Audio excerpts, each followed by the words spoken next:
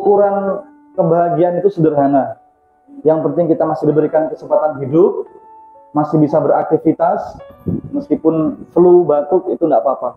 Masih bisa bekerja, ibu-ibu masih bisa bersapu, bisa bercuci. Kemudian masih ada persediaan makanan biar cuma sampai sore. Itu nikmat yang sangat besar. Nikmat yang sangat besar. Maka kita bersyukur kepada Allah masih bisa berkumpul dengan keluarga kita. Kemudian sholawat dan salam kita hadiahkan kepada junjungan kita baginda Nabi Muhammad Sallallahu Alaihi Wasallam. Masya Allah. Karena beliaulah kita bisa mengenal Allah. Karena Nabi Muhammad lah kita bisa mengenal manisnya beriman beragama Islam ini. Jamaah sekalian yang dirahmati Allah, kalau kita mengaku mencintai Nabi Muhammad, maka kita semua harus mengikuti, mencontoh akhlak Nabi Muhammad Sallallahu Alaihi Wasallam.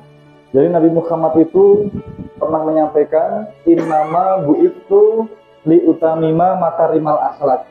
Sesungguhnya aku diutus di muka bumi ini, tujuan saya cuma satu, yaitu menyempurnakan akhlak. Nah, saya ingin semua umatku ini memiliki akhlak yang baik. Semuanya memiliki akhlak yang terpuji. Karena kunci kesuksesan, kunci keberhasilan itu tergantung pada akhlak jemaah sekalian. Itu kenapa Nabi Muhammad diutus itu bukan untuk kesejahteraan, untuk kekayaan, bukan. Tapi diutus paling utama itu untuk menyempurnakan akhlak. Sebab dengan akhlak inilah kita semua jadi orang yang sukses, orang yang bahagia. Maka mari kita ajarkan kepada anak-anak kita harus memiliki akhlak yang mulia. Harus memiliki akhlak yang nomor satu.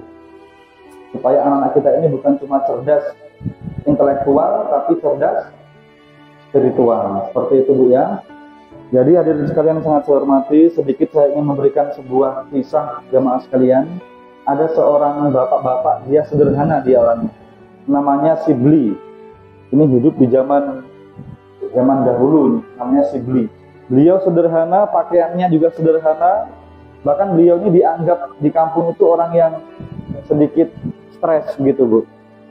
Namun tiba-tiba ketika di kampung itu ada pengajian akbar, ada ulama besar, tiba-tiba ulama besar tadi dia melihat bapak tadi, Pak Sibli tadi, ulama tadi dia kejar tuh Pak Sibli tadi.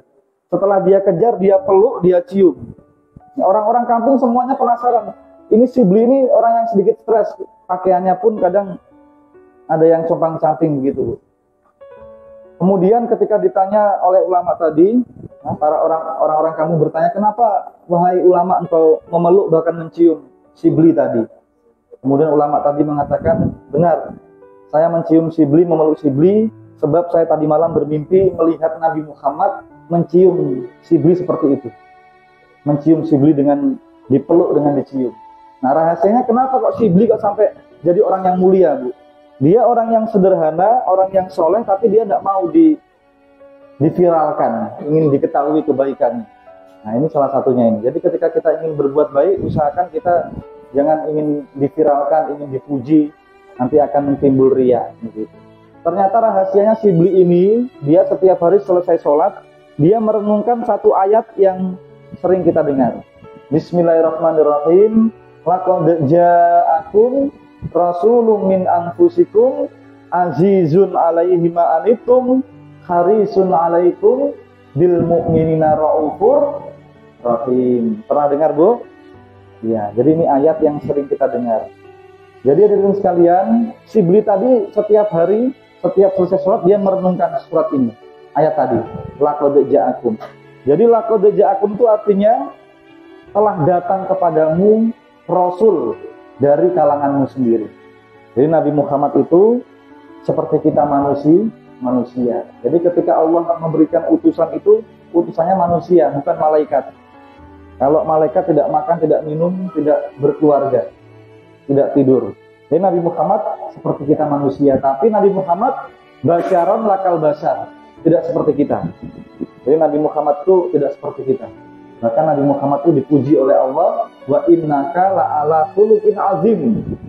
Wahai Muhammad, level akhlakmu itu yang paling tinggi di antara semua makhluk. Yang paling tinggi yaitu Nabi Muhammad. Jadi ayat yang pertama, laqad ja'akum rasulun min anfusikum. Rasul ini memiliki 3 sifat utama. Nah, 3 sifat utama inilah yang Pak Sibli tadi yang dia ikuti. Dia betul-betul teladani si 3 sifat utama ini. Yang pertama, azizun alaihima anitum. Aziz ini lemah lembut. Jadi Nabi Muhammad itu orangnya merasakan apa yang kita rasakan. Gitu. Kalau kita sedih, Nabi Muhammad ikut sedih. Kalau kita terkena masalah, Nabi Muhammad juga ikut prihatin. Kalau kita sakit, Nabi Muhammad juga ikut sakit. Jadi seperti itulah orang yang mencintai Nabi Muhammad. Harus memiliki sifat yang peduli sama orang. Jadi kalau ada saudara kita yang sakit, kita juga ikut sedih, ikut prihatin. Kalau ada orang yang kesusahan, kita juga ikut kesusahan. Jadi seperti itulah orang yang cinta sama Nabi Muhammad. Azizun alaihima anitum. Nabi Muhammad itu ibarat seperti cermin, Pak. Kalau kita senyum, Nabi Muhammad senyum. Kalau kita senang, Nabi Muhammad ikut senang. Seperti itulah umat Islam itu harus seperti itu. Jadi kalau dengan jamaah, kalau ada jamaah yang senang, kita ikut senang. Jangan ketika ada jamaah yang senang, mungkin dia bisa beli mobil, kita yang kedinginan, kita yang kepanasan. Ada ibu-ibu pakai gelang emas besar, kita ikut iri. Paling itu emas KW. Jadi tidak boleh seperti itu. Mulai sekarang kita harus mencontoh Pak Sibli tadi, dia dicium sama Nabi Muhammad. Karena tadi betul-betul mengikuti akhlak Nabi. Nabi Muhammad itu luar biasa, sangat peduli. Seperti kasih sayang orang tua kepada anak. Kalau anak sakit, orang tua juga ikut merasakan sakit, toh Bu? Seperti itu. Kemudian sifat yang kedua, harisun alaikum. Harisun alaikum.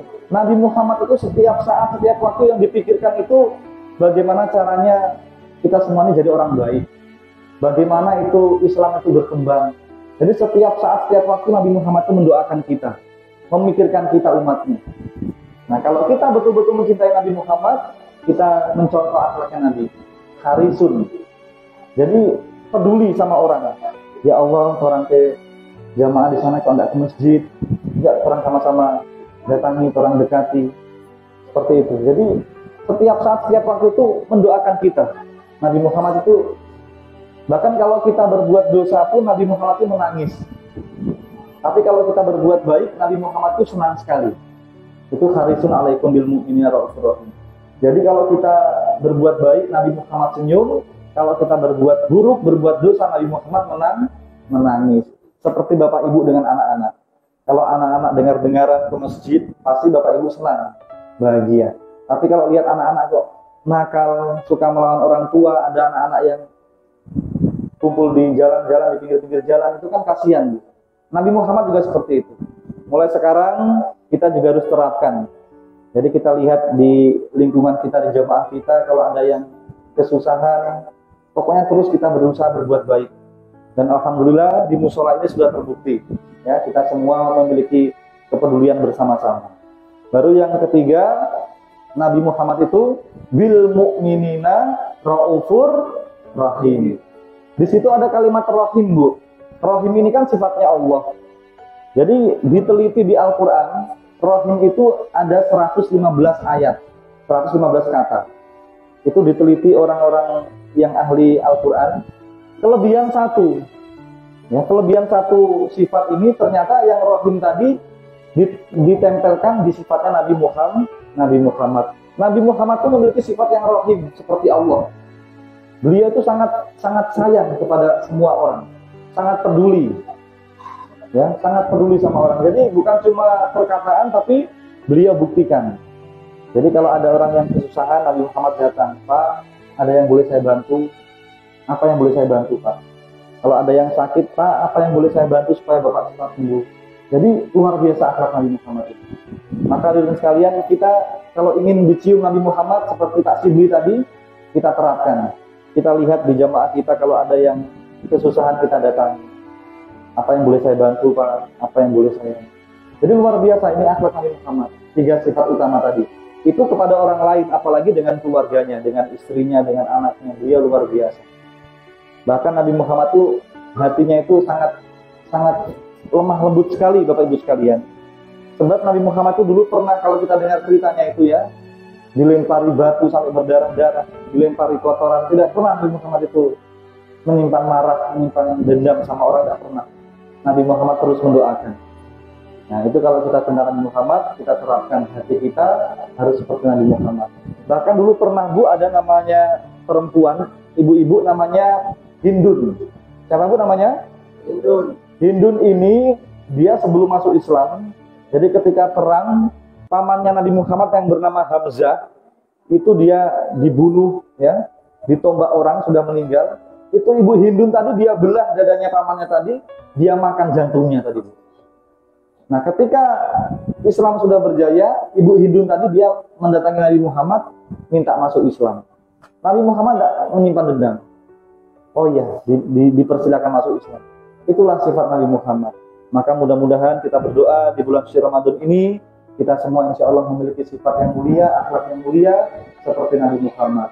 Ya, yang pertama tadi kita merasakan apa yang dirasakan saudara kita betul-betul peduli. Yang kedua, kita setiap saat, setiap waktu mengajak semua orang menjadi orang-orang yang baik. Dan yang ketiga, kita peduli, kita langsung terapkan, kita langsung datangi orang-orang yang kesusahan tersebut. Seperti itu, mudah-mudahan bermanfaat.